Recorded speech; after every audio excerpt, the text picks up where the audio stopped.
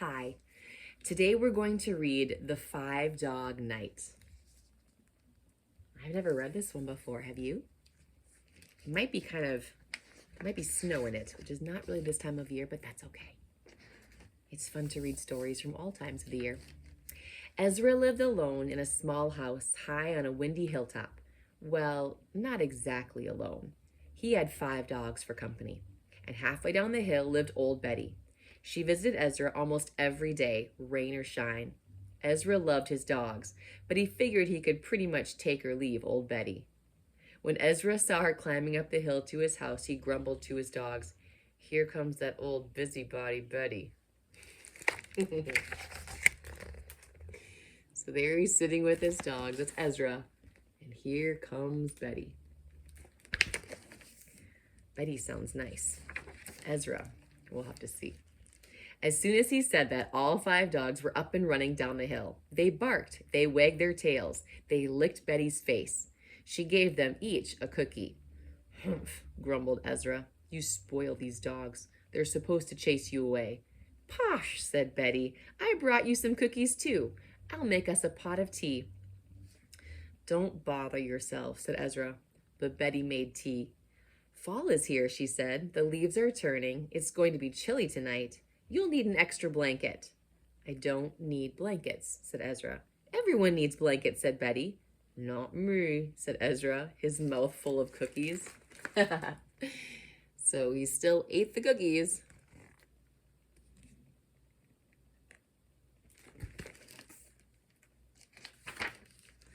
"Stubborn as a mule," said Betty as she headed home. "Nosy as a mouse sniffing for cheese," Ezra muttered as he fed the dogs. There's Betty. there's Ezra feeding all his pups. That night, a chill breeze blew in from the south. Down in her house, Betty put an extra blanket on her bed.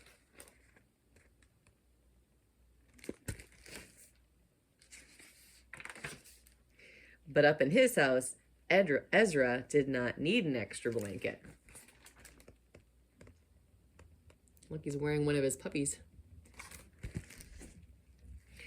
The next morning, Betty climbed the hill to visit Ezra. "Chilly last night," said Betty. "Wasn't too bad," said Ezra. "It was only a 1-dog night." "What are you talking about?" said Betty. Ezra just winked at the dogs. "Crazy as a loon," said Betty. "Nosy old biddy," as Ezra muttered. I don't... During the next weeks, all the leaves turned golden red. Then one day a wind came up and it rained, knocking the last of the leaves from the trees. Betty told Ezra, "Winter is coming. I hear it's going to clear up tonight and get so cold there'll be ice in the puddles by morning. You'll surely need a blanket." "Nope," said Ezra, "I won't." Do you know why he won't need a blanket? Do you have an idea? Let's see if you're right. That night was so chilly, Betty had to get up at 2 a.m. to find another blanket. So she could just see Ezra's house in the moonlight. "That stubborn old mule is probably up there shivering and quivering with the cold," she said to herself.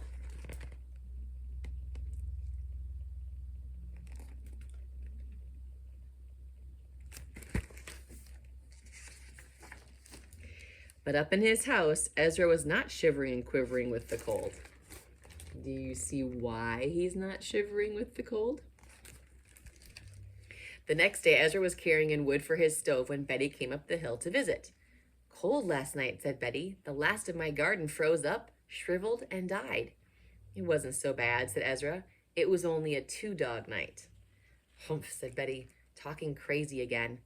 "But you better cover up tonight. They say a snowstorm is coming our way." "I'm not worried," said Ezra.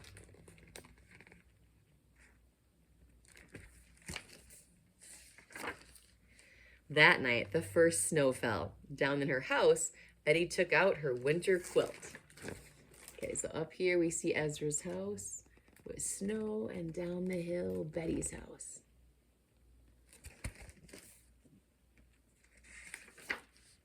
But up in his house, Ezra didn't need any winter quilts.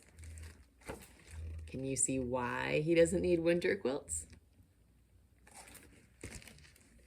The next morning, Betty put on her boots and her heavy winter coat, and she climbed the hill to check on Ezra.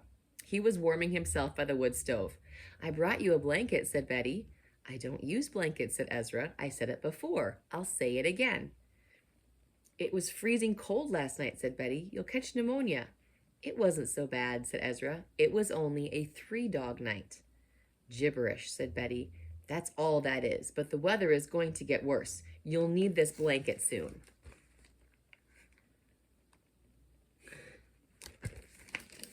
Maybe Betty needs to kind of think through what he's saying.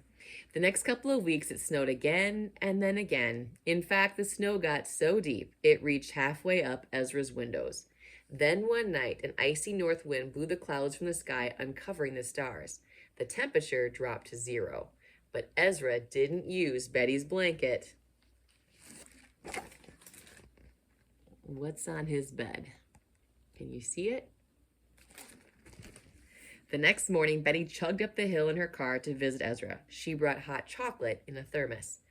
"It's too cold to walk," she said. "It was freezing last night." "Did you use the blanket?" "Nope," said Ezra. "It was only a 4-dog night." "The colder it gets, the crazier you get," said Betty. "You mean the colder it gets, the noisier you get," mumbled Ezra. So there Betty is driving up. And then there she's talking to Ezra. The next days were so cold the trees cracked and the rivers froze solid. Then one evening an Arctic wind howled around Ezra's house. The temperature dropped well below 0. Even Ezra's largest and furriest dogs would not stay outside.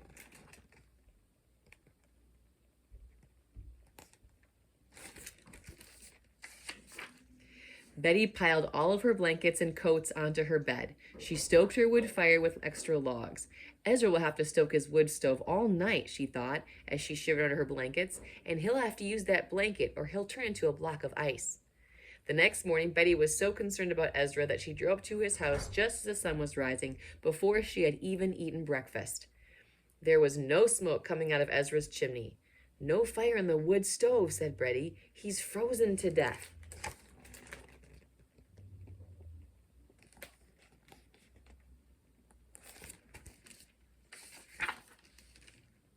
She opened Ezra's door and peeked inside, and there was Ezra, snoring happily without any blankets on at all. The dogs raised their heads and growled. "Shh, it's only me," whispered Betty.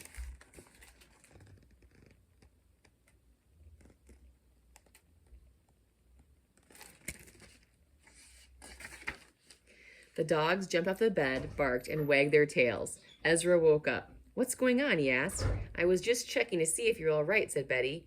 "Well, don't," roared Ezra. You nosy busybody. "If that's the way you feel, I won't ever again," shouted Betty. You old grouch." She walked out of the house, slammed the door, and drove back down the hill. "Well, I guess that old busybody won't nose around here again," Ezra told the dogs. "Good riddance." No, not one tail wagged.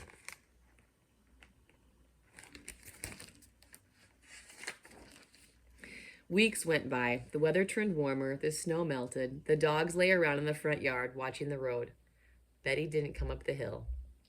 "Awfully quiet around here," Ezra said to the dogs. "It's almost spring, and I'm feeling gloomy as a stormy sky. Can't figure it out." Do you know why Ezra might be feeling gloomy? Around the time the first daffodils were poking out of the ground, Ezra baked some cookies. Then he put on his cleanest shirt and walked down the hill. The dogs came with him. Within earshot of Betty's house, they were greeted by the sound of barking.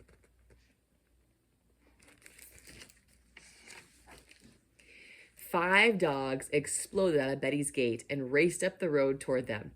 Betty came after them. "Quiet," she shouted. "Stop." "New dogs?" said Ezra.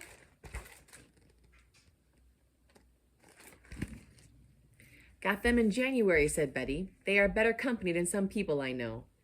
"I can brew a pot of tea to go with these cookies I made," said Ezra. "Don't know of any dogs who can do that."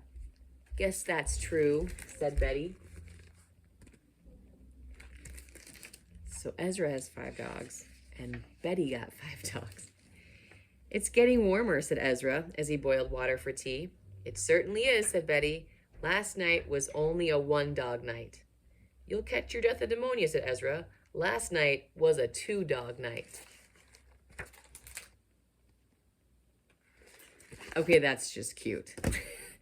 So Betty goes up to check on him because she doesn't see any smoke in the chimney, and she figures out finally that Ezra's not crazy. He's telling her that as the temperature gets colder, he lets more and more of his dogs sleep on his bed, which is why he doesn't need more blankets, because he has more dogs. So what does she do? Gets her own dogs. And at the end, they become friends. That's pretty cute. I hope you enjoyed the 5-dog night story, and we'll see you here next time.